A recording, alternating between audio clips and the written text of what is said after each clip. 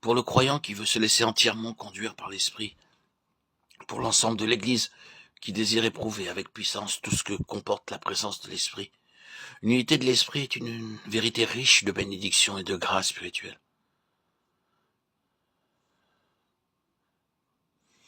Il nous faut donc avoir un grand respect pour l'œuvre du Saint-Esprit en nous.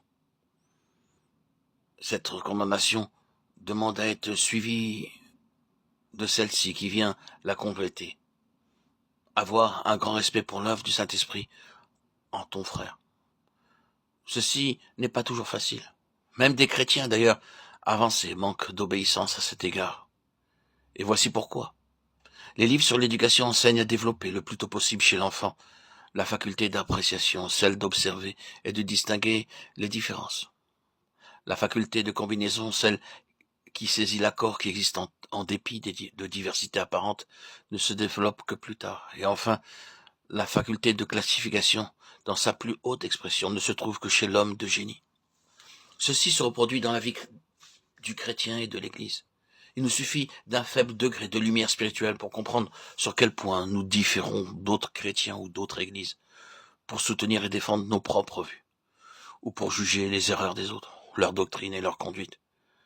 Mais il faut une véritable grâce de Dieu lorsqu'on a à souffrir de la conduite d'autrui, lorsqu'on entend prêcher des choses nuisibles et contraires à l'Écriture, pour conserver à l'unité de l'Esprit la première place, pour compter sur la puissance de l'amour, et maintenir le lien d'une communion vivante au travers de séparations extérieures.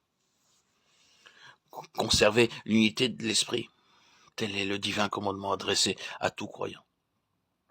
Il nous répète, sous une autre forme, le commandement nouveau, que vous aimiez les uns les autres, Jean 13, 34. Mais ici, il remonte à la source même de l'amour, à l'Esprit qui lui donne vie. Si vous voulez pouvoir obéir, observez avec soin qu'il s'agit là de l'unité de l'Esprit. Il y a une unité de profession de foi ou de coutume, d'église ou de préférence, dont le lien vient de la chair plutôt que de l'esprit. Si vous voulez conserver une unité de l'esprit, souvenez-vous de ce qui suit. Voyez sur quel point l'unité de l'esprit pourra commencer à s'établir en vous et à dominer vos répugnances. Le moi, la chair tiennent encore une grande place en vous, tout disposé à prendre part à une unité terrestre. Mais c'est là, précisément, ce qui fait obstacle à l'unité de l'esprit. Reconnaissez qu'il n'y a en vous ni force ni amour pour aimer réellement, que tout ce qui vient de vous-même est égoïste et ne saurait parvenir à la véritable unité de l'esprit. Avec humilité, reconnaissez que c'est de Dieu que doit vous venir la force de vous rapprocher de ce qui ne vous plaît pas.